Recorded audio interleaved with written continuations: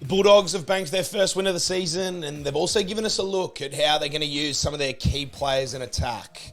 Viliame Kikau had one charge down try for himself, but it was the way the Bulldogs used him as the catalyst for 4 other scoring actions that really impressed in NRL Round 3.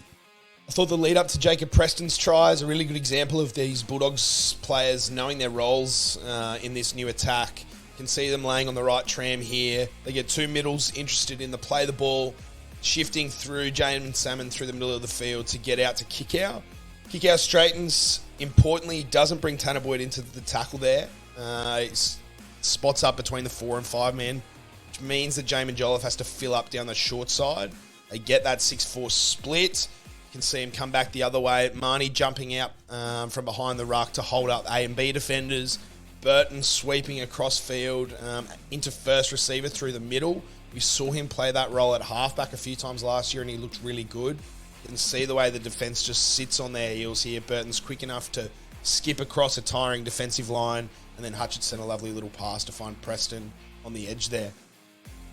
Similar setup in the lead up to Reid Marnie's try. Again, laying on the right post before going back to the left. It's Kurt Mann in at first receiver this time.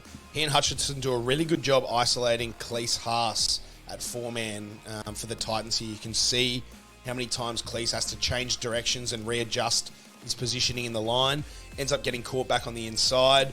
Kikau wins the tackle here, and this wide shot's a really good example of just how much Kikau can disrupt a defensive line. There's 8 defenders around the ruck, all staring in towards the ball as Kikau gets to his feet. They're short on the open side, and under pressure, they shoot up off their line. Concede a 6 again penalty.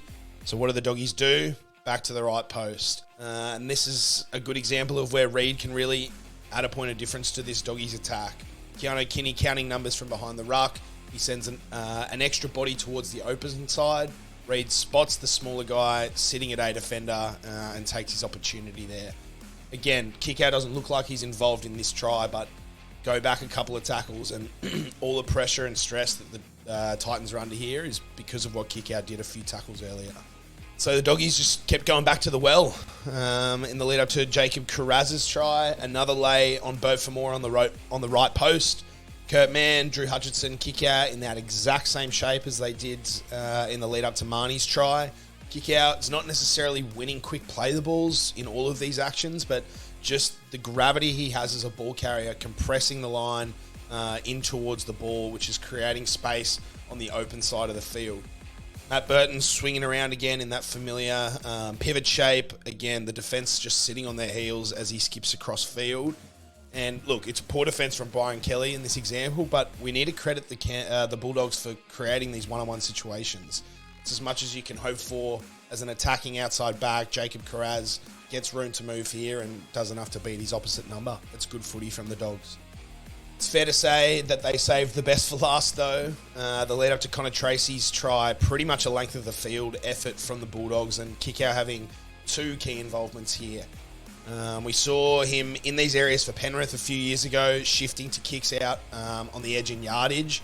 He's just a nightmare out here. He actually beats AJ Brimson for footwork, a little in and away to create the overlap and put Stephen Crichton down the touchline.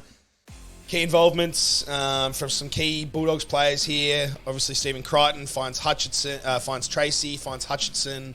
They get it all the way over to Wilson on the far side of the field.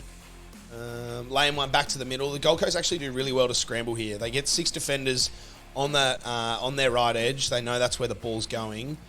There are 6 defenders here, but really it's only 4 genuine defenders. There's no inside pressure from the A and B. From the Titans here. They just can't get off their line quickly enough, and that allows the Bulldogs to nail this shape here.